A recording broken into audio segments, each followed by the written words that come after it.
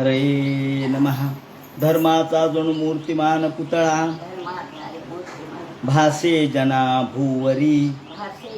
दीक्षा देऊन जो जगतिया बद्धास हो उद्धरी.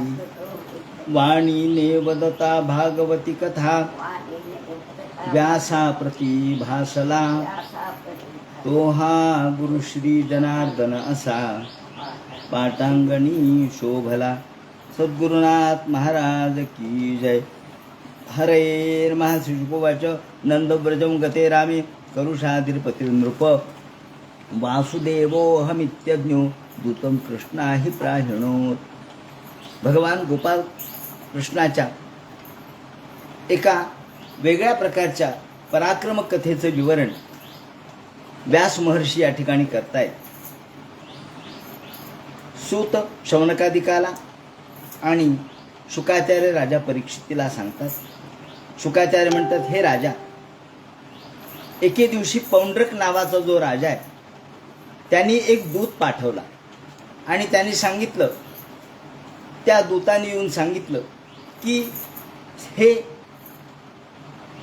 कृष्णा, तुम्हाला आमच्या राजाचा निरोप आहे. काय निरोप आहे तर तू वासुदेव नाव टाकून दे. वासुदेव भिलान त्यज. तुझं जे वासुदेव नाव आहे ते तर टाकून दे, कारण खरा वासुदेव मी आहे.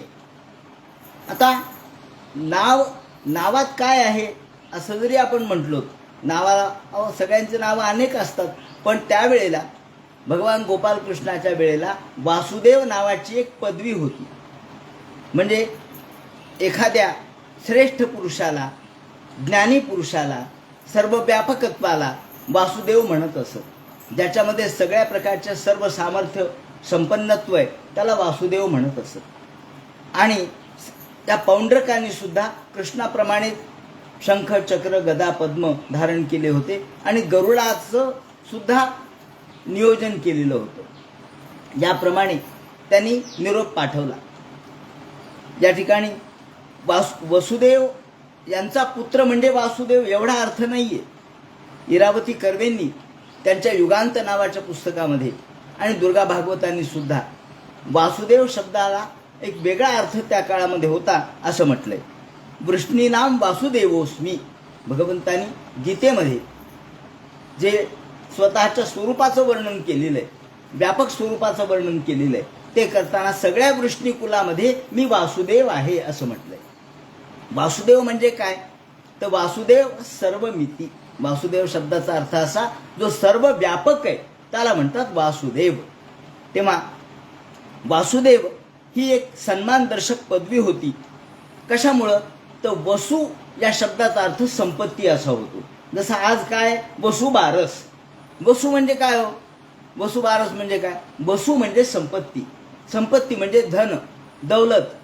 आता संपत्ती अनेक प्रकारची असते, लक्ष्मी अनेक प्रकारची असते. संतान लक्ष्मी आहे, त्याचप्रमाणे धनलक्ष्मी आहे, धान्य लक्ष्मी आहे. तसंच गाई गुरं असणं सुद्धा लक्ष्मीच आहे. दारामध्ये कार आहे, मोटर आहे, ही लक्ष्मीच आहे. हे सगळे लक्ष्मीचेच रूप आहेत. म्हणून सौंदर्य लक्ष्मी आहे, धनलक्ष्मी, धान्यलक्ष्मी, सौंदर्य लक्ष्मी, त्याचप्रमाणे अन्न लक्ष्मी. तसेच या श्रीमंती ही सुद्धा लक्ष्मी आहे. तसंच गाई गुरं, दूध, दुभत ही सुद्धा लक्ष्मीच आहे. या सगळ्याची लक्ष्मी रूप आहेत. 9-10 प्रकारच्या लक्ष्मी सांगितलेल्या आहेत त्यांनी. तेव्हा वसु म्हणजे संपत्ती आणि वसूपासून वासु शब्द तयार झाला भाववाचक नावाने. वसु पासून वासु, ज्याच्यामध्ये सगळ्या प्रकारच्या संपत्ती आहेत. षड्गुणैश्वर्य संपन्नता ज्याच्याजवळ आहे, सगळं ऐश्वर्य ज्याला आहे त्याला वासुदेव म्हणायचं. आणि म्हणून यांनी म्हटलंय, भगवंत विचार करू लागले. काय म्हणाले? पौंड्रकाने काय निरोप दिला? त्यांनी सांगितलं, म्हणे वासुदेव नाव टाकून दे, खरा वासुदेव मी आहे, नाही तर युद्धाला तयार हो. कृष्ण म्हणले, वा रे वा, बसल्या जागी आता हा उद्योग आला. ठीक आहे म्हणले, त्यांना निरोप द्या, मी युद्धाला येतो म्हणून. त्यांनी वर्णन असं केलंय की भूषणाह्युपभोगेन प्रभुर्भवति न प्रभुः. केवळ नुसते अलंकार, दाग दागिने धारण केले म्हणजे कुणी प्रभू होत नाही. प्रभू म्हणजे सर्व प्रकारच्या सामर्थ्याने युक्त. प्रभुत्व हा शब्द आपण वापरतो. प्रभू म्हणजे सामर्थ्ययुक्त. तेव्हा नुसत्या भूषणा उपभोगेनं, केवळ नुसते अलंकार दाग दागिने घातले, कपडे लत्ते घातले म्हणजे कुणी प्रभू होत नाही. भूषणा उपभोगेनं प्रभुर्भवतेन प्रभू. मग कशाने प्रभुत्व प्राप्त होतं ते म्हणतात परैरभिभूताज्ञ स्वस्मिन् प्रभू प्रभुच्यते. परैर परिभूताज्ञ, जो दुसऱ्याचं मन जाणतो, परैर परिभूताज्ञ स्वमेव प्रभुरुच्यते, त्याला प्रभू असं म्हणावं. जो दुसऱ्याचं मन जाणतो त्याला प्रभू असं म्हणावं. केवळ नुसते अलंकार दागदागिन्याने कोणी प्रभू होत नसतं. तसं वासुदेव नुसतं नाव धारण केल्याने कोणी वासुदेव होत नसतो. कृष्णाने सांगितलं जा, मी आलो युद्धाला. आणि श्रीकृष्ण युद्धाला गेले. युद्धाला गेल्यानंतर पौंड्रकाचा समोर पाहिलं तर त्यांनी सगळे कृत्रिम, गरुड कृत्रिम धारण केलेला होता, शस्त्र कृत्रिम होते. त्याचप्रमाणे गदा, पद्म, शंख, चक्र सगळं धारण केलेलं होतं. या ठिकाणी पौंड्रकानी 2 अक्षौहिणी सैन्य या वेळेला आणलं आणि श्रीकृष्णाच्या वरती आक्रमण केल्याबरोबर श्रीकृष्णाने त्या सर्वांना आपल्या चक्राने नष्ट करून टाकलं. आणि नाटकामध्ये जसा एखादा नट एखाद्या गोष्टी धारण करतो ते सगळं खोटंच असतं, कृत्रिम असतं, त्याप्रमाणे याचं सगळं कृत्रिम होतं. त्यांनी सगळं कृष्णाप्रमाणे धारण केलं होतं. मकराकृती कुंडल घातले होते, गरुडावर बसला होता, हे सगळं रूप होतं, पण सगळं खोटं होतं. भगवंतानी हातामध्ये चक्र घेतलं आणि गरुडालाही मारलं आणि या ठिकाणी जो पौंड्रक आहे त्यालाही ठार केलं. या पद्धतीने भगवंतानी पौंड्रकाचा वध केला. सारूप्य मुक्ती त्याला दिलेली आहे, कारण तो भगवंताशी इतका तन्मय झाला. कृष्णासारखाच मी आहे, मला कृष्णासारखंच रूप पाहिजे, कृष्णासारखाच पितांबर, कृष्णासारखाच मुकुट, कृष्णासारखाच चक्र धारण केलेलं, गरुडा आणलेला, हे सगळं कृष्णाचं नाटक केलं, नाटक. आणि जो नाटक करतो ना तो त्यामध्ये तन्मय होतो. आपल्याला माहिती आहे की आज आपण संत तुकाराम यांचं जे चित्र बाजारामध्ये उपलब्ध आहे ते कोणाचं चित्र आहे हो? ते पागनीसाचं चित्र आहे. पागनीस हे संत तुकारामांच्या सिनेमामध्ये काम करणारे होते आणि त्यांनी संत तुकारामांचं काम पार्ट सिनेमामध्ये केलं. ते इतके तन्मय झाले की तुकाराम आणि ते वेगळे वाटूच नाहीत लोकांना, आणि म्हणून त्यांना सारूप्य मुक्ती प्राप्त झाली. आणि आपण तुकारामाच्या या चित्राला तुकाराम म्हणतो, वास्तविक ते या ठिकाणी पागनीस आहे. अशा पद्धतीने हा देखील स्वतः भगवंतामध्ये तल्लीन झाला स्वरूपाच्या दृष्टिकोनातून, आणि म्हणून भगवंतांनी त्याला सारूप्य मुक्ती दिली. त्याचं जे मस्तक उडालं, तो काशीमध्ये राहत होता, त्याचं मस्तक उडालं ते त्याच्या मुलाच्या मांडीवर येऊन पडलं. त्याचा मुलगा सुदक्षिण तो म्हणला माझ्या वडिलाला कोणी मारलं? मग कळालं की कृष्णाने मारलं. त्याने अभिचार विधीने यज्ञ सुरू केला आणि अभिचार विधीच्या यज्ञामध्ये त्यांनी त्या ठिकाणी अशी प्रार्थना केली की अब्रह्मण्य प्रयोजिताम, एक कृत्या मला प्राप्त व्हावी आणि या कृत्येने श्रीकृष्णाचा वध व्हावा, म्हणून त्याने अभिचार विधीने यज्ञ केला. भगवान प्रसन्न झाले आणि प्रमथ स्वतः शंकर प्रसन्न झाले, प्रमथनाथ, आणि त्यांनी सांगितलं हो मी अशी कृत्या तुला देईल, पण अब्रह्मण्य प्रयोजित, पण जे अब्रह्मण्य आहेत, ज्यांना ब्राह्मणाबद्दल दया नाही, प्रेम नाही, आदर नाही, आस्था नाही, त्यांच्यावर ही कृत्या चालेल. या सुदक्षिणाला वाटलं कृष्ण कशाचा म्हणले ब्राह्मणाबद्दल आदर आहे, काही नाही म्हणले. तो ब्राह्मणाबद्दल आदर आस्था असलेला नाहीये आणि या कृष्णावर नक्की ही कृत्या चालेल, म्हणून त्याने ती कृत्या सोडली. ही कृत्या निघाली. ती कशी होती? लाल तिचे केस होते, त्याप्रमाणे डोळ्यातून अंगार बाहेर पडत होते, मोठमोठे दंष्ट्रा दाढा होत्या आणि मोठी लांब जीभ काढून ती निघाली. ती निघाली तर सगळे थरथर थरथर कापू लागले. ती थेट द्वारकेत आली. सगळे द्वारकेतले लोक घाबरले, कृष्णा कृष्णा कृष्णा वाचवा. ही कोण आली काही कळेना. सगळीकडे भयानक आग लागली, आग. कृष्णा त्यावेळेला सारीपाटाचा डाव खेळत होते कृष्णापर्यंत लोक आले व कृष्ण म्हणले काय? म्हणले काही नाही, आग लागली म्हणले सगळ्या द्वारकेला, कुणीतरी ही कृत्या पाठवली. कृष्ण तिथं खेळत असताना एक नरद हातात घेतली आणि कृष्णाने ही माझी नरद इथं ठेवतो असं म्हणून अशी जागा दाखवली. आणि तेवढ्यात आपलं एक चक्र घेतलं आणि चक्राला सांगितलं ही कृत्यात जाळून टाक आणि काशीलाही जाळून टाक. याप्रमाणे ते चक्र सुटलं, सुदर्शन चक्र. ते सुदर्शन चक्राने या कृत्येलाही जाळलं, कृत्येला तर जाळून भस्मसात केलं. आणि नंतर काशी देखील दहन केली. दग्भा वाराणसीम सर्वाम. रामावतारामध्ये भगवंतानी लंका जाळली, तर कृष्णावतारामध्ये काशी जाळली, वाराणसी जाळली. आणि याप्रमाणे ते चक्र पुन्हा परत आलं. त्यानंतर भगवान बलराम दादाचा पराक्रम त्यांनी सांगितला की हा विविध नावाचा वानर होता, तो अत्यंत त्रास देत होता. तो भौमासुराचा मित्र होता हा विविध वानर, आणि सुग्रीवाचा सचिव होता. आता सुग्रीव मागच्या जन्मात का असे ना पण रामाचे चांगले मित्र होते. तेव्हा रामाला वाटलं आता सुग्रीवाचा सचिव आहे, आपण आपल्याद्वारे नाही, आता आपण आपल्या भावाच्या द्वारे याचा वध करू. म्हणून बलराम दादाच्या द्वारे या विविध वानराचा वध केला. कशामुळं? तर सुग्रीवाचा सचिव आहे. पुन्हा सुग्रीवाला वाईट वाटायचं की अरे रामाने आपल्या पूर्वजन्मीचं मित्रत्व विसरला राम आणि आपल्या मित्राला मारलं, असं म्हणू नको. म्हणून बलराम दादाच्या हाताने त्याला ठार मारलं. याप्रमाणे हा विविध वानर मारला. त्यानंतर घटना अशी घडली की एकदा शुकाचार्य म्हणतात दुर्योधन सुताम राजन लक्ष्मण समितेंजया स्वयंवरस्था महरथ सांबो जांबवती सुता. एकदा दुर्योधनाच्या मुलीचं लग्न होतं, लक्ष्मणा नावाची त्यांची मुलगी होती आणि तिचं लग्न स्वयंवर ठरवलेलं. या स्वयंवरामध्ये हजारो राजे आले आणि या राजांनी त्यावेळेला पाहिलं दुर्योधनांनी त्याच्या मुलीचं स्वयंवर ठरवलेलं आहे. आता हा स्वयंवर कोण जिंकतो, कोण हिला घेऊन जातो? तर जांबवती सुता. सांब हा जांबवतीचा मुलगा तो तिथे आलेला होता. त्याने त्या मुलीला उचललं आणि रथामध्ये टाकलं आणि पळायला लागला. सांबाने तिला पळवता क्षणीच सगळे लोक, कर्ण, त्याचप्रमाणे दुर्योधन, दुःशासन, शकुनी, हे सगळे त्याने अडवलं आणि त्याचा पराजय केला आणि सांबाला एका खांबाला बांधलं. खांबाला बांधल्यानंतर त्याला अडकून टाकलं. अडकून टाकल्याबरोबर इकडं नारद त्यांना कुठं गप्प बसवित आहे.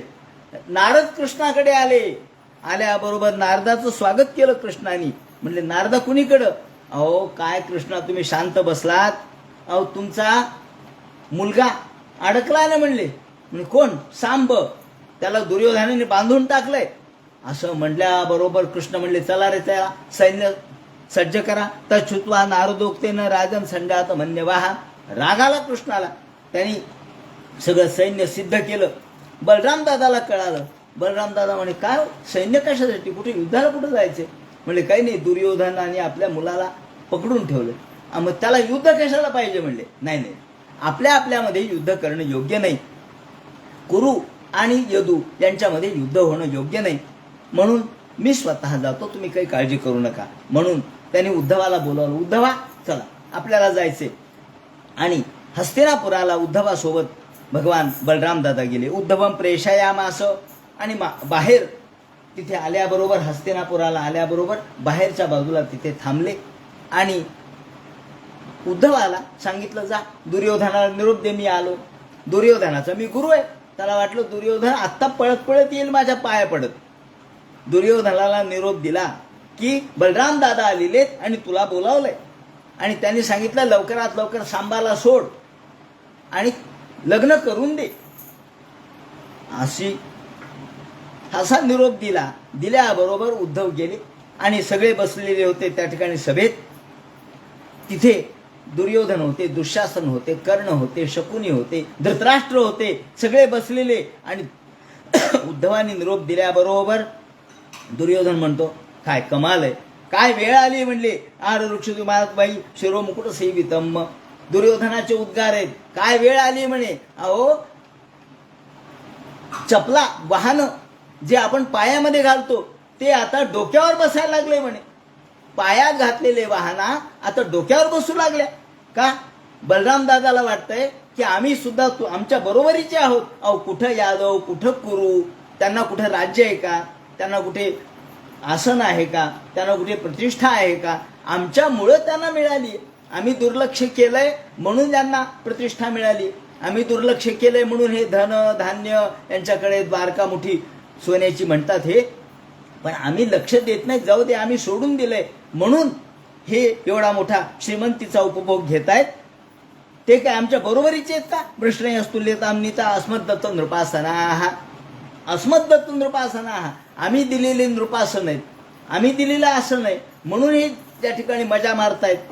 किरीटमासनम शय्याम, त्यांना जे किरीट आहे, त्यांना जे मुकुट आहे, त्यांना लोकांची येजा आहे, ती केवळ आमच्या उपेक्षेमुळे आम्ही म्हणतो जाऊ द्या त्यांना त्यांचं राज्य भोगू द्या म्हणून, नाही ते एका मिनिटात त्यांचं राज्य खालसा करू शकतो मी. काय समजले हे? पायातली वाहन पायात बरी, ती डोक्यावर बसायला लागली. काय हे ऐकल्याबरोबर उद्धवाने असाच निरोप बलराम दादाला सांगितला.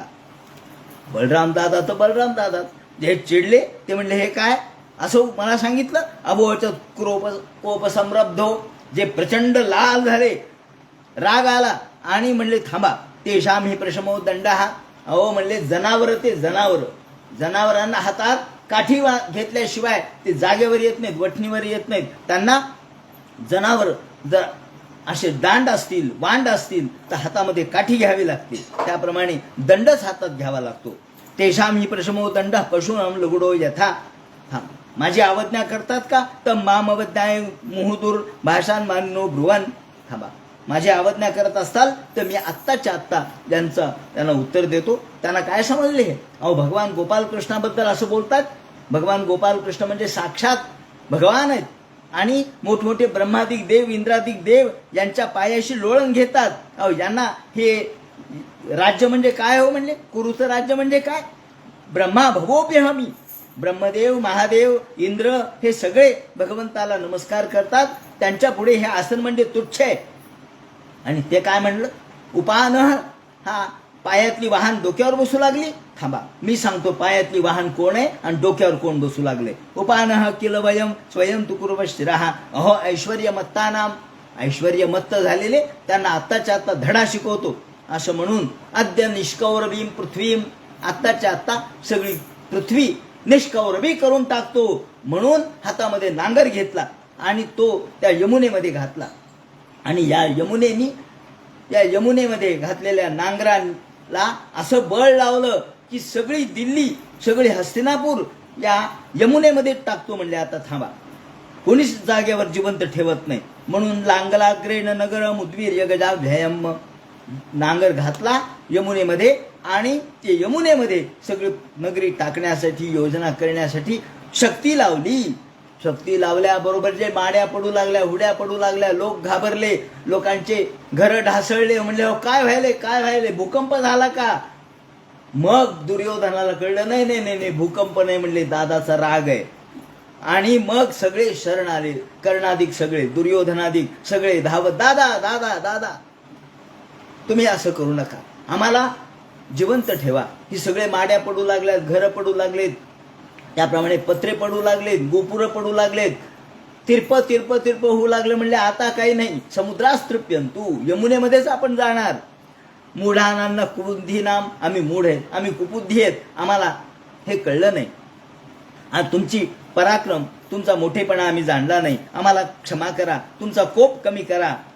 शुकाचार्य म्हणतात परीक्षिते हे पाहिल्याबरोबर सगळे धावत आले, साष्टांग प्रणिपात केला.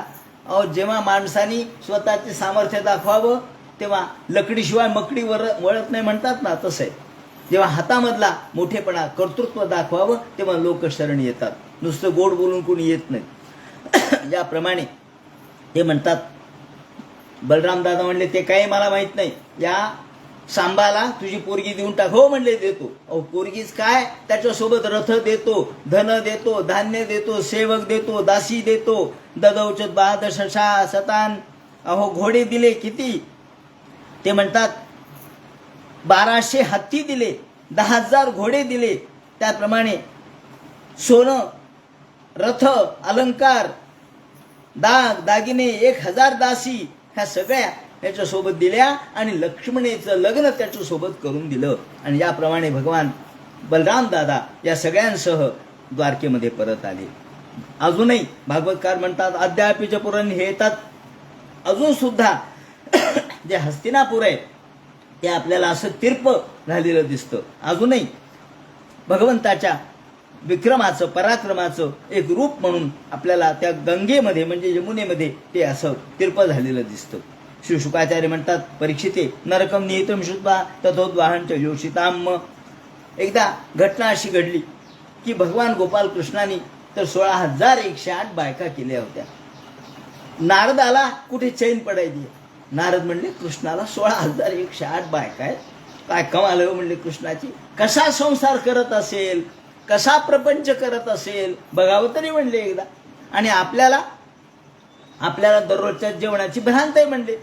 दररोज कुठे नाश्ता करावा, कुठे जेवण करावं, रोज एखाद्या घरी जावं लागतं म्हणले. त्यापेक्षा आपण कृष्णाची पत्नी घेऊन येऊ. आई साहेबाला आपण म्हणू आई साहेब तुम्ही या. कृष्ण सगळ्या जगाचे आई वडील आहेत ना, तेव्हा कृष्णाची पत्नी म्हणजे आपली आई झाली. तेव्हा तिला आपण बोलून आणू आणि तिला सांगू माझ्या स्वयंपाक पाण्यासाठी कृष्णाला विनंती करू, मला तुमची एक पत्नी द्या. याप्रमाणे नारद एकदा नारदाच्या नारदी झाल्याचं एक उदाहरण आहे. फार पूर्वी अशी एक घटना घडलेली आहे. नारदाची नारदी घटना अशी घडली म्हणे पूर्वी की भगवंताची माया कशी आहे. विष्णूला नारदाने एकदा प्रश्न केला, म्हणला महाराज मला तुमची माया दाखवा. कृष्णाला विनंती केली. कृष्ण म्हणले ठीक आहे. आणि कृष्णाने त्याला गरुडावर बसवलं आणि कान्यकुब्ज देशामध्ये कान्यकुब्ज नावाच्या प्रांतामध्ये आणलं, कर्नाटकामध्ये आणलं. आणल्यानंतर तिथे एका सरोवरामध्ये आंघोळ कर म्हणले. त्यांनी केली आंघोळ. सरोवरात आंघोळ केली की या नारदाला स्त्रीचं रूप प्राप्त झालं. नारद म्हणला मी स्त्री कस काय झालो. नुसत्या सरोवरात आंघोळ केली की स्त्री झालो. बरं नुसतं स्त्री नाही झालं, तेवढ्यात काशीराजाने हिला मुलगी मानलं. काशीराज म्हणला बरं झालं मला मुलगी नाहीये. ही मुलगी तो घेऊन गेला, तिचं नाव सुशीला ठेवलं. आणि नंतर विदर्भ राजा होता सुधर्मा, याच्याबरोबर त्याचं लग्नही झालं. त्याला मुलं झाले. आणि नंतर शेवटी पितृकुल पतिकुल सगळं नष्ट झालं. आणि मग त्या मुलीला असं वाटलं की आता आपले सगळेच गेले, पती राहिले नाही, पतिकुल राहिलं नाही, पितृकुल राहिलं नाही, काय करावं. म्हणून ती चितेत उडी मारायला निघाली. एवढ्यात भगवंतानी दर्शन दिलं आणि त्याला पाण्यातून वरती काढलं. म्हणजे तो पाण्यात गेलाच नव्हता, म्हणजे पाण्यात गेला होता पण तो पाण्यातून बाहेरच आला नव्हता. त्या पाण्यामध्येच हे सगळं घडलं. आणि भगवंतानी एकदम त्याला पाण्यातून वरती काढलं. अरे मी तर नारद आहे म्हणे. मग कृष्ण म्हणले बरोबर आहे ना. मग आणि मला दिसलं ते काय, मी मुलगी झालो, माझं लग्न झालं. ते म्हणले ते सगळे माया आहे. ज्याप्रमाणे ते म्हणतात की चितेत जेव्हा उडी मारली त्याची भाजल्याची खूण म्हणून त्यांच्या मांडीवर एक फोड आहे म्हणे नारदाच्या. हे ब्रह्मपुराणामध्ये विवरण आहे. त्यानंतर एकदा दुसरी एक कथा अशी आहे की वृंदेच्या सांगण्यावरून या नारदाने सरोवरामध्ये स्नान केलं आणि त्याची नारदी बनली किंवा स्त्री रूप नारदाला प्राप्त झालं. हे पद्मपुराणात वर्णन आहे. कृष्णाशी त्यांचा विवाह झाला असंही वर्णन आहे. कृष्णापासून त्याला 60 मुलं झाले आणि पुन्हा त्या सरोवरामध्ये स्नान केल्याबरोबर पुन्हा तो पूर्ववत नारद झाला असंही वर्णन या पद्मपुराणात आहे. तेव्हा ब्रह्मपुराण आणि पद्मपुराण या दोन पुराणात नारदाच्या नारदी झाल्याचा उल्लेख आहे. तसा या ठिकाणी नारद स्वतः भगवंताकडे गेले आणि हात जोडले. भगवंतांनी त्यांचं आगत स्वागत केलं. केल्याबरोबर म्हणले नारदा कुणीकडं काय दौरा कशासाठी काढला, आज काय काम काढलं, आज कोणती कळ लावायची सांगा. ते म्हणले आज कळ लावायला नाही आलो. मग कशाला आलात म्हणले. म्हणले अहो माझ्या रोजच्या जेवणाची भ्रांत आहे. मी दुपारच्या जेवणाला मी कुठं जाऊ, पंचपक्वान्नाचं जेवण मिळावं म्हणून मी तुमच्याकडे आलो. म्हणजे काय इच्छा आहे. म्हणजे काय नाही, तुम्हाला 16,108 बायका आहे. हो म्हणले आहे ना. मग मला त्यातली एखादी द्या ना म्हणले, आम्हाला तेवढीच आम्हाला सोय होईल माझ्या जेवणाची. कृष्णाने विचार केला अरे नारदाला आता त्यांना युक्तीने आपण नकार दिला पाहिजे, पण आता नाही म्हणलं तर कसं चालेल. नारदाला म्हणले काही हरकत नाही. नारदाला वाटलं वाह कृष्ण तयार झाले, काही हरकत नाही म्हणले. पण काय, पण एवढंच की जिथे मी नसेल तिथली माझी पत्नी तू घेऊन जा. नारद म्हणलं फारच चांगली गोष्ट आहे, हे तर इथंच बसलेत म्हणले, पलीकडे जाऊ आत्ता. आणि म्हणून एवढ्यात नारद तिथून उठले. कृष्ण म्हणले अरे अहो काहीतरी फराळ पाणी नाही म्हणले, नंतर घेतो. आणि जे तिथून नारद उठले ते दुसऱ्या भगवंताच्या महालामध्ये गेले. त्या भगवंताच्या महालामध्ये प्रत्यक्ष भगवान दिसलेच बसलेले. तत्राप्यचष्ट गोविंदम लालयंतम सुताम शिशून. अरे भगवान तिथे होतेच, काही नाही, लहान लहान आपल्या नातवाला खेळवत होते. शिशू म्हणजे लहान लहान नातू भगवान खेळवत होते. अरे भगवान इथे आहेत, खेळवायला लागलेत. नारदा या ना. नाही नारद म्हणजे आता नंतर येतो, तुमचं होऊ दे खेळवणं. त्याच्या पुढे गेले, पुढच्या महालामध्ये गेले तर तिथे जोयंतांचे वितानाग्नीन तिथे भगवंत यज्ञकुंडामध्ये हवन करत होते. सूर्याय स्वाहा सूर्याय इदन्न मम. अरे भगवान इथेही आहेत. त्याच्या पुढच्या ठिकाणी गेले, भगवान जेवण करत होते. नारदा या जेवायला. नारद म्हणले नाही आता भूक नाहीये, नंतर येतो. त्याच्या पुढे गेले, भगवंताची संध्या चालली होती. कुठे? त्याच्या पुढे गेले, पुढच्या महालात गेले. आता त्यांना वाटलं भगवान नाही येत काय की आत डोकावलं, तर आतमध्ये देवघरात देव भगवान बसले होते. तिथे जप चालला होता, शांत डोळे झाकून जपंत ब्रह्म वाग्यतम. कुठे जप चाललेला, कुठे संध्या चाललेली, कुठे जेवण चाललेलं, कुठे. हो म्हणले नारदा या वेळेला आलात तुम्ही, कुठं कुणीकडे चाललात देवा? काही नाही, युद्धाला जायची तयारी आहे. इथे आहे म्हणले देव. अश्व तयार केलेत, रथ तयार केलेत. कुठे कुठे दुपारची वेळ होती, शांत बसले होते, 2-2:30ची वेळ, जेवण झालेलं. आणि भगवंताच्या पत्नी त्यांना वारा घालतायत आणि भगवान शांत आराम करतायत. कोण? नारद आले का? या नारदा या. पाहिलं म्हणले इथेही बसलेत म्हणले, गादी गिर्दीवर पर्यंकावर बसलेत. कुठं? जलक्रीडा करण्यासाठी निघाले. कुठे जलक्रीडा करण्याची गडबड चाललेली आहे. कुठे मोठमोठे विद्वान बसलेले आहेत, पंडित बसलेले आहेत आणि भगवान पुराण श्रवण करतायत. कुठे पुराण ऐकतायत, कुठे अलंकार घालून कुठे लग्न करायला जायची तयारी आहे. कुठे हास्यकथा विनोद चाललाय आपल्या बायकांबरोबर. कुठे मजा चाललीये, विनोद चाललाय, गप्पा मारणं चाललंय. कुठे ध्यान चाललंय, कुठे धारणा चाललीये. कुठे गुरु आलेत, गुरु बरोबर चर्चा चाललीये. तर कुठे संधी म्हणजे युद्ध न करता युद्ध समेट कसा करायचा याची चर्चा चालू आहे. तर कुठे बलराम दादा सोबत मनन चाललंय, चिंतन चाललंय, काय करावं, राजकारणावर चर्चा चालू आहे. कुठे आपल्या मुलांबरोबर, तर कुठे नातवाबरोबर, कुठे आपल्या मुलीबरोबर गप्पा मारतायत. तर कुठे महोत्सवाची गडबड चालली आहे, कुठे मुंजीची तयारी आहे. नारदा या, नातवाची मुंज आहे. असं दिवसभर फिरले. हो म्हणले काय, जिथं जावं तिथे भगवान आहेतच. आणि प्रत्येक ठिकाणी चरंत मृगया क्वापी, कुठे मृगयाला जायची तयारी आहे, कुठे शस्त्रसंधी करायची तयारी आहे, कुठे जलक्रीडा करायची तयारी आहे. त्याप्रमाणे भगवान जिथे जावं तिथे भगवान आहेत. आणि सकाळपासून ते संध्याकाळ नाही रात्रीपर्यंत फिरले. नारदाच्या पायाचे तुकडे पडले आणि शेवटी मग मात्र एकही पाऊल उचले ना. श्रीकृष्ण म्हणतात नारदा या बसा, तुम्ही थकला असाल, गादीवरती बसा. असं पाहिल्याबरोबर नारद म्हणले देवा तुमची कमाल आहे. हात जोडले त्यांनी. कृष्णस्य अनंत वीर्यस्य. देवा आपण अनंत आहात, आपलं अलौकिक सामर्थ्य योगमाया आम्हाला कळणार नाही. आणि मग श्रीकृष्णाने त्यांची पूजा केली. त्याचप्रमाणे त्यांना या ठिकाणी अर्घ्य पाद्य विष्टर यांनी पूजा अर्चा करून त्यांना फलाहार दिला. आणि मग नारद म्हणतात देवा अहो तुमचे देव तरी कोणते? तुम्ही देवपूजा करत होता असं मी ऐकलं, देव कोणते मला दाखवा बरं. आणि मग ते म्हणे हे काय माझे देव, तुम्ही तर माझे देव आहातच. म्हणले कोण आहेत? नारद, तुंबरू हे सगळे भगवंताचे देव. ते म्हणतात सनकादिक हे सगळे भगवंताचे देव आहेत. भगवंताचे देव म्हणजे सगळे भक्त. प्रह्लाद नारद पराशर पुंडरीक व्यासांबरीश शुक शौनक भीष्मदालभ्याम रुक्मांगदार्जुन वसिष्ठ विभीषणादीन पुण्यानिमान परम भागवताम स्मरामी. बलिर्बिभीषणो भीष्मो प्रह्लादो नारदो ध्रुवा षडे ते वैष्णवाज्ञा स्मरणात पापनाशनम.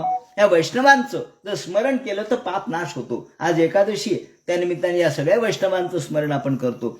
हे भगवंताचे देव आहेत. त्यांनी पाहिलं. वा वा वा देवा रेमेंग षोडशहस्र वरांगना नाम. मला वाटलं कुठेतरी धुसफूस चालली असेल, कुठेतरी रुसवे फुगवे चालले असतील, कुठेतरी तुमच्यावर रागराग चालला असेल, कुठे भांडण चाललं असेल, कुठे तंडण चाललं असेल, कुठे आबोला असेल, तर कुठेच नाही. सगळीकडे तुम्ही सगळ्या स्त्रियांना कसं खुश ठेवू शकता आम्हाला कळत नाही. तेव्हा आपणच तेवढं या ठिकाणी अलौकिक संसार करू शकता. याप्रमाणे त्यांनी यानीह विश्वविलय भगवती हेतू. हे भगवंता आपण खरोखर अलौकिक आहात. भक्तीर भवेत भगवती ह्या पवर्ग मार्गे. आपण जो आपल्या चरणाची जो सेवा करतो त्याला अपवर्ग प्राप्त होतो. याप्रमाणे भगवंताची त्यांनी प्रार्थना केली आणि नारद तिथून निघून गेले. त्यानंतर भगवंताची नित्यचर्या चाललेली होती. दैनंदिन भगवंताचं वैशिष्ट्य काय होतं? सकाळी उठायचं. 4 वाजता उठत होते भगवान. श्रीकृष्णाचं अनुकरण करायचंय ना तर करा, पण श्रीकृष्ण कसे त्यांचा दिनक्रम होता तो पहा. 10 वाजेपर्यंत झोपत नव्हते. सकाळी बरोबर 4 वाजता उठायचे. त्यांना कोण उठवत होतो? अलार्म लावला होता का? नाही. मग कुक्कुट म्हणजे कोंबडं आरवलं की भगवान उठायचे. कुक्कुटान कुजतो शपन. आणि ही कोंबडं आरवलं की सगळ्या बायका त्याला शाप द्यायच्या. अरे कोंबड्या कशाला आरवला रे? तू आरवला की माझे गोपाल कृष्ण उठतात. झोप ना थोडा वेळ. कृष्णाला झोपू दे, तूही झोपन त्यालाही झोपू दे. पण कोंबडं कशाचं झोपतंय? बरोबर 4 वाजता ते उठायचे. उठल्याबरोबर स्नान, संध्या पूजा अर्चा करून त्याप्रमाणे ब्राह्मे मुहूर्त उत्थाय आणि दध्यो प्रसन्न करणं. भगवान क्रियाकलाप करायचे. म्हणजे सगळ्या प्रकारचे आपले दैनंदिन कार्य आटोपले. वेळच्या वेळेला सगळं भगवंतांनी स्नान करावं. मग आईवडिलांचं दर्शन घ्यावं. आईवडिलांचं दर्शन दररोज बरं का. भगवंताचं वैशिष्ट्य आहे. आईवडिलाचं दररोज दर्शन भगवान घेत होते. आजकाल आईवडिलाने कुणी विचारितही नाही. आई वडील आहेत का नाहीत याचीच लोकांना चिंता नसते. उपस्थार्य मुद्यंक. याप्रमाणे सकाळी दर्शन घेतलं, स्नान केलं, पूजा केली की भगवंतानी गायी ब्राह्मणाला दान द्याव्यात. सूर्योदयाच्या वेळेला पयस्विनी नाम दृष्टी नाम. अत्यंत दूध देणाऱ्या, त्याप्रमाणे शक्तिवान आणि सवत्स अशा भगवान गायी दान देत असत. त्यांच्या खुराला रूप लावलेलं असे, त्याप्रमाणे शिंगाला सोनं लावलेले असे. आणि बद्वम दिने 13,084 गायी रोज देत होते. याप्रमाणे आणि त्याचबरोबर वस्त्र, अलंकार, दाग दागिने, भूषण सगळं ब्राह्मणाला अर्पण करायचं. आणि त्यानंतर मग सुधर्मा सभेमध्ये वेळेवर येऊन बसायचं. असं नाही की आपली सभा आहे कधीही जाता येईल, कधी फिरता येईल, नाही. वेळेला सभा, राजसभेत येऊन बसायचं. सुधर्मा नावाची सभा. आणि या सभेमध्ये सगळे प्रश्न त्या ठिकाणी सोडवायचे.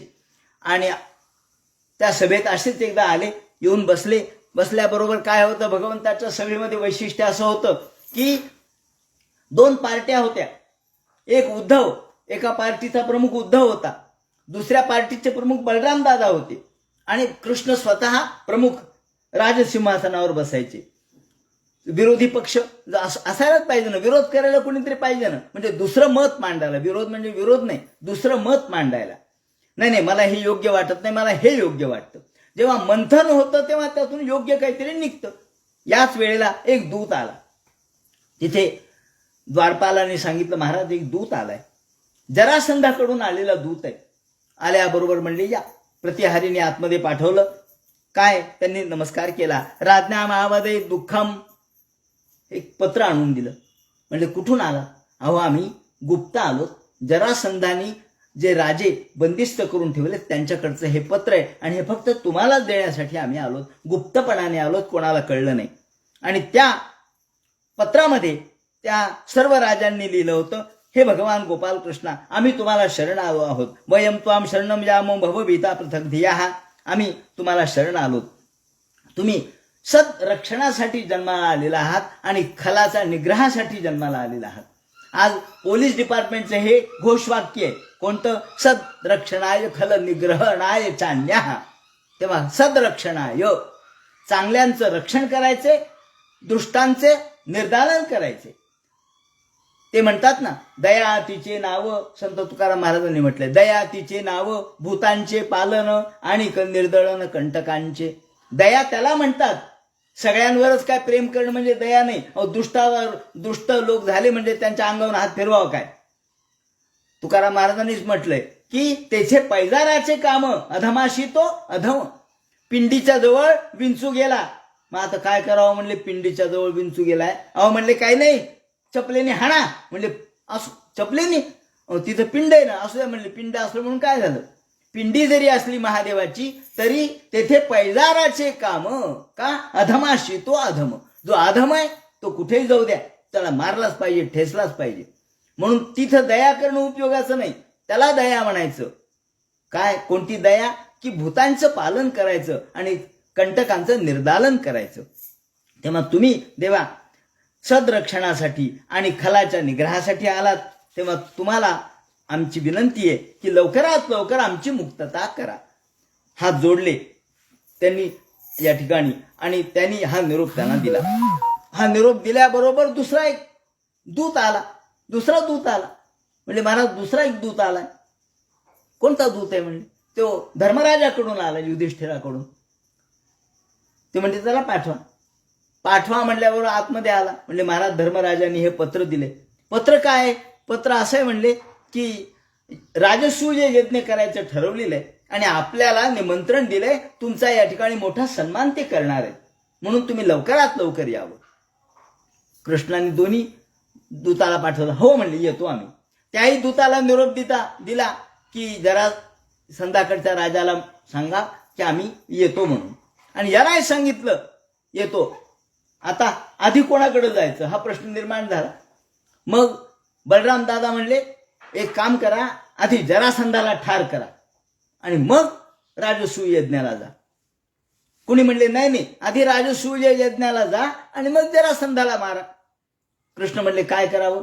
उद्धवा सांगा. उद्धव दुसऱ्याचे प्रमुख होते ना. उद्धव बुद्धी सत्तमहा असं म्हणतात की उद्धव फार बुद्धिवान होता. उद्धव म्हणाले, भगवंता हे दोन्ही मतं आपण ऐकले. बलराम दादाचा पक्ष म्हणतो आधी जरासंधाला ठार मारा आणि मग राजसूय यज्ञाकडे जा. पण माझं मत असं आहे की आधी आपण राजसूय यज्ञाकडे जावं आणि मग जरासंधाकडे जावं.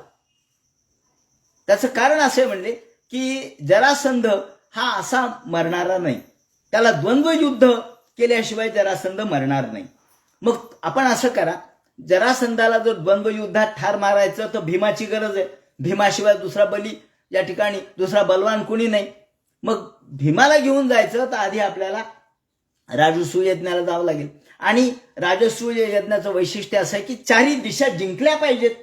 मग जर तुम्ही आधीच जरासंधाला ठार नाही मारलं तर तुमचा राजसूय यज्ञ कसा होईल?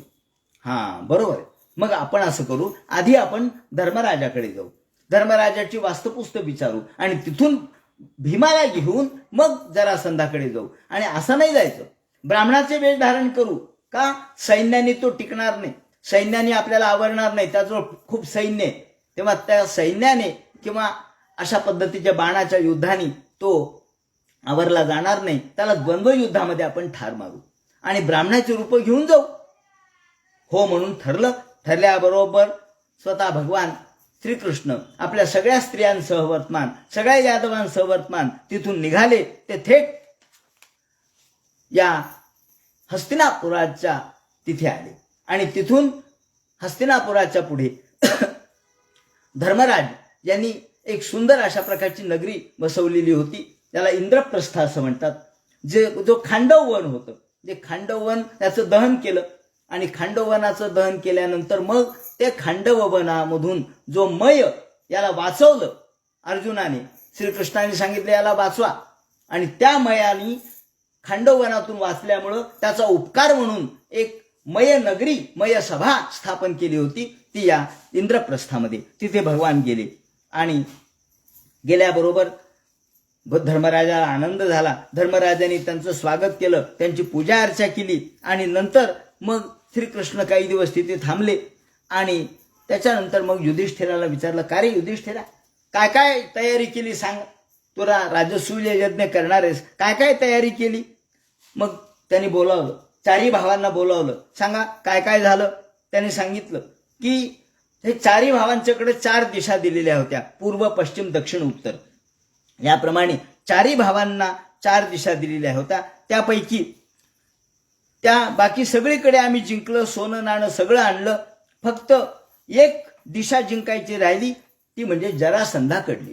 मगध देश जिंकायचा राहिलाय. जितोस्म्य आत्मवताम तेह दुर्जय होय कृतात्मभिः न कश्चिन्मत परम लोके देशाश्रया.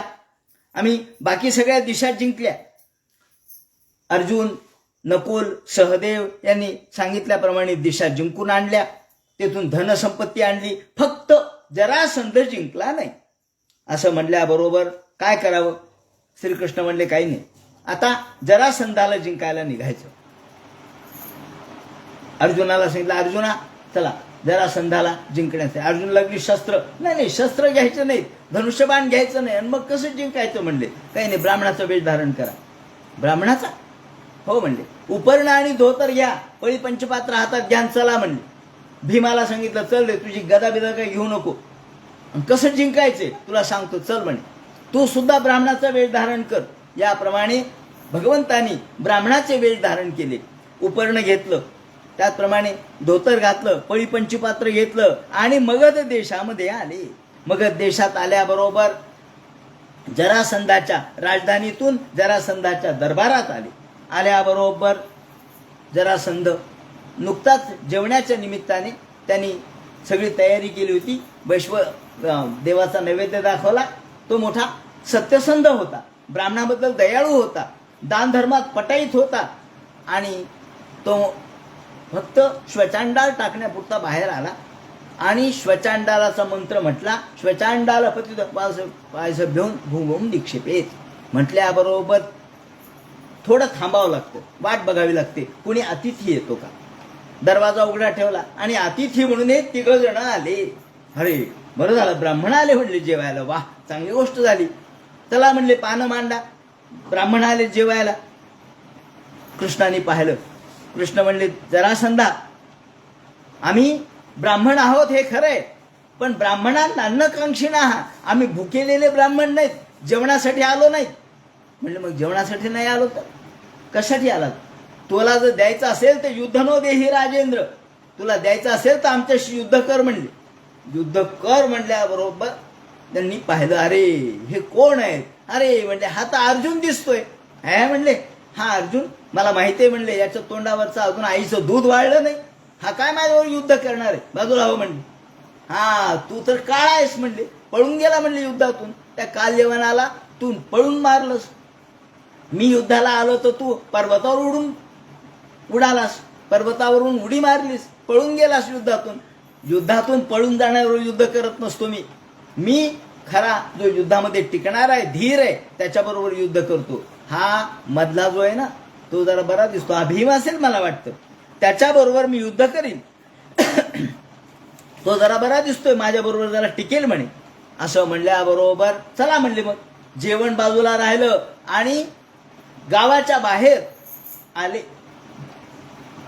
भीमाला एक गदा दिली, आपण एक गदा घेतली. एवढी मोठी जडचे जड गदा भीमाने पाहिली, म्हणले काय ताकदवान हाय. त्यांनी एक गदा भीमाला, दुसरी आपण घेतली आणि युद्ध सुरू झालं. याप्रमाणे द्वंद्व युद्धामध्ये गदा युद्ध सुरू झालं. मंडल आणि विचित्राणी दोघे एकमेकाबरोबर युद्ध करतायत, गोल फिरतात, एकमेकाला मारण्याचे प्रयत्न कसे चालू आहेत. गदा गरगर गरगर फिरवायची आणि आपणही एक गिरकी घ्यायची आणि त्यावेळेला याचं डोकं कुठे आहे ते बघायचं. डोकं दिसलं की डोक्यावर हाणायचं. कधी पाठीवर लागायचं, कधी डोक्यावर लागायचं, कधी गुडघ्याला लागायचं. जघनोतुर वज्रकल्पाभ्याम. आणि या जरासंधाच्या एकेका गदेचा प्रहार वज्रासारखा होऊ लागला.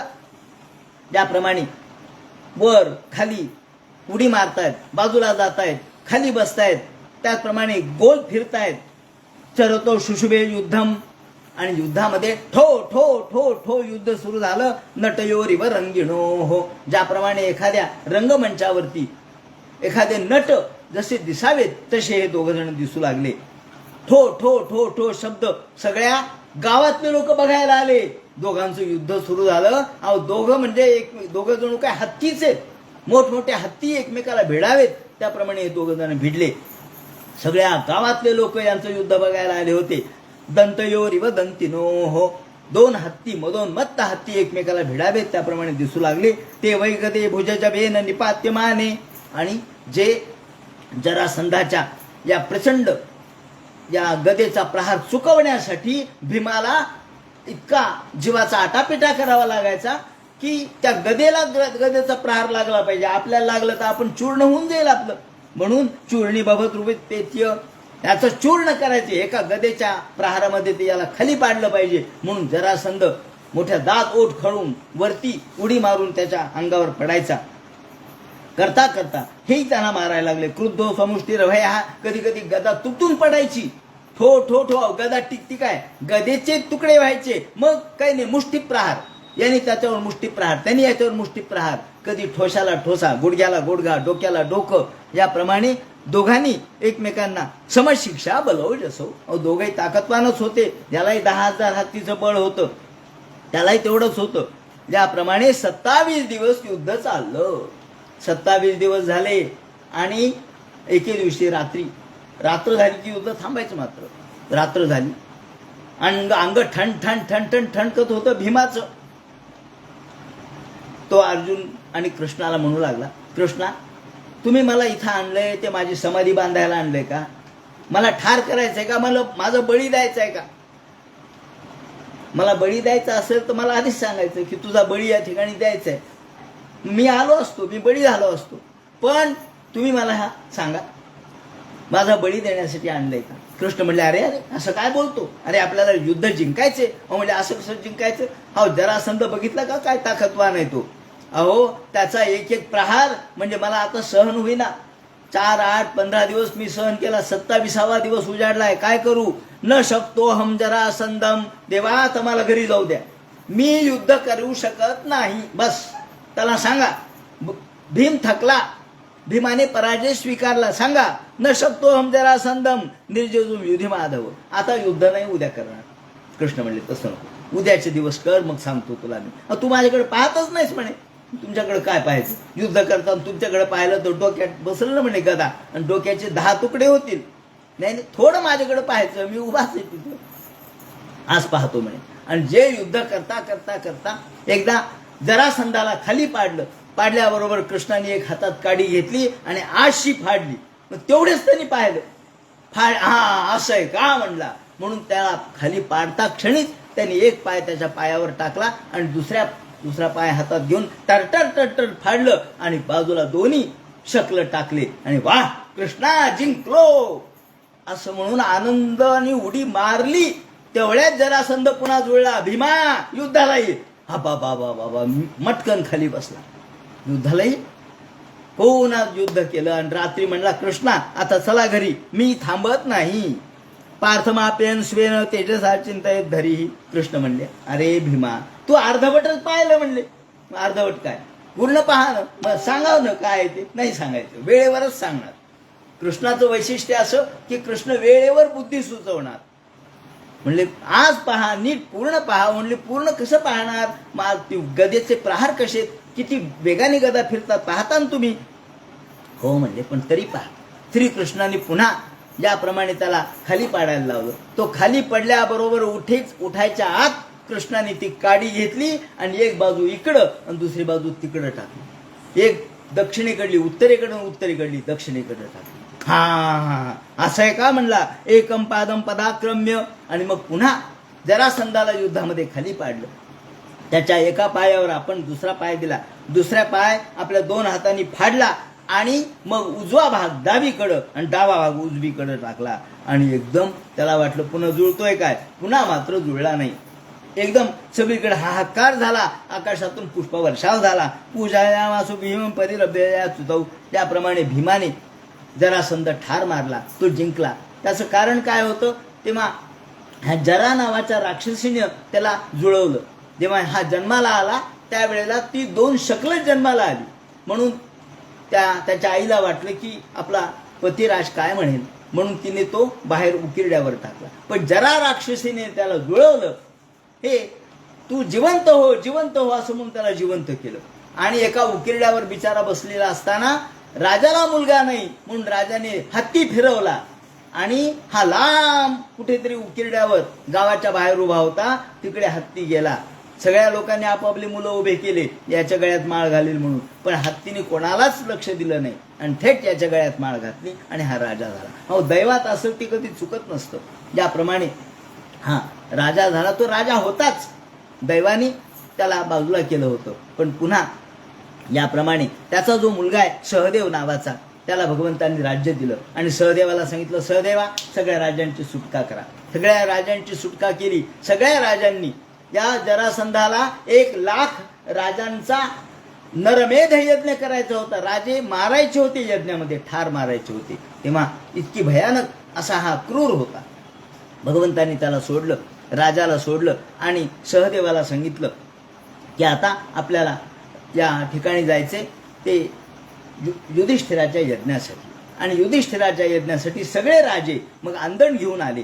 यावेळेला राजांनी भगवंताची स्तुती केलेली आहे आणि मग सहदेवाला सांगितलं, सहदेवा तुम्ही अशा पद्धतीने राज्य करा की लोकांना त्रास देता कामा नये. भगवंतांनी त्याला उपदेश दिलेला आहे, कसं राज्य करावं ते सांगितलंय. आणि मग राजांनी सगळ्या भगवंताला कृष्णाय वासुदेवाय हे राजांचे म्हणणे, म्हणून त्याला महत्व आहे या श्लोकाला. कृष्णाय वासुदेवाय हरे परमात्मने प्रणत क्लेशनाशाय गोविंदाय नमो नमः. हे गोविंदा तुम्हाला नमस्कार असो. तुम्ही प्रणत क्लेशनाशाय, जे तुम्हाला शरण येतात त्यांचे क्लेश तुम्ही हरण करता. याप्रमाणे सगळ्या राजांनी भगवंताची स्तुती केली आणि सगळे राजे मग या ठिकाणी युधिष्ठिराच्या यज्ञासाठी निघाले. ते पूजिता मुकुंदेन राजनमृष्ट कुंडलाहा आणि रथ, त्याप्रमाणे वेगवेगळ्या प्रकारचे वाद्य वाजू लागले. तसेच राजे आपल्या सगळ्या रथांच्या मध्ये बसून वस्त्र प्रावरण अलंकार दाग दागिने घेऊन सगळे निघाले आणि युधिष्ठिराकडे आले. आल्याबरोबर सगळे जमा झाले, गोळा झाले आणि आता सगळ्या प्रकारच्या दिशा जिंकल्याच होत्या. आता सगळेच दिशा आपल्या झाल्या, कोणीच आपल्या विरोधात शत्रू नाही. म्हणून शुकाचार्य म्हणतात, परीक्षिते हे पाहिल्याबरोबर युधिष्ठिराला आनंद झाला. युधिष्ठिर म्हणाला, वा वा, कृष्णामुळे आणि भीम अर्जुनामुळं हे आपण जिंकलो. कर्मभिर्वर्धते तेजो रसतेजा रवेः. इथं तो संदर्भ दिलेला आहे की ज्याप्रमाणे सूर्याचं उगवताना तेज कमी असतं, मावळताना कमी असतं असं नाही. सूर्याचं तेज नेहमी सारखंच आहे. हा वैज्ञानिक सिद्धांत आहे, तो या ठिकाणी भगवंताच्यासाठी वापरला आहे. कोणता? की भगवान कधी सारखाच आहे. तो कोणत्याही वेळेला, बाल असताना भगवंताची शक्ती कमी आणि मोठं झाल्यावर जास्त असं काही नाही. भगवंताची शक्ती नेहमी सारखीच आहे. कर्मभिर्वर्धते तेजो रसेते यथा रवे हे नवै तेजित भक्तानां ममाहमिति माधव. याप्रमाणे भगवंताची स्तुती स्तोत्र केलं. राजाच्या यज्ञासाठी कोण कोण आले होते? अहो, द्वैपायन म्हणजे व्यास आले, भरद्वाज आले, सुमंतू, गौतम, असित, वसिष्ठ, चवन, कण्व, मैत्रेय, कवश, अत्री, स्त्रीत, विश्वामित्र, वामदेव, सुमती, जैमिनी, क्रतू, पैल, पराशर, गर्ग, वैशंपायन, अथर्व, कश्यप, धौम्य, भगवान परशुराम, भार्गव, त्यानंतर आसुरी, वितिहोत्र, मधुच्छंद, हे द्रोण, भीष्म, कृपाचार्य, धृतराष्ट्र, विदुर, ब्राह्मण, वैश्य, क्षत्रिय, शूद्र हे सगळे या ठिकाणी जमा झाले होते आणि सगळे सभेमध्ये बसले. आता देव आले, सिद्ध आले, गंधर्व आले, त्याप्रमाणे विद्याधर आले, मुनी आले, यक्ष, राक्षस, खग, किन्नर, राजा, सगळ्या प्रकारचे राजे रजवाडे सगळे बसले. आणि आता पहिली पूजा कोणाची करायची याबद्दल चर्चा सुरू झाली. अग्रपूजेचा मान कुणाला असं म्हटल्याबरोबर सगळे राजे भगवंताची स्तुती करू लागले.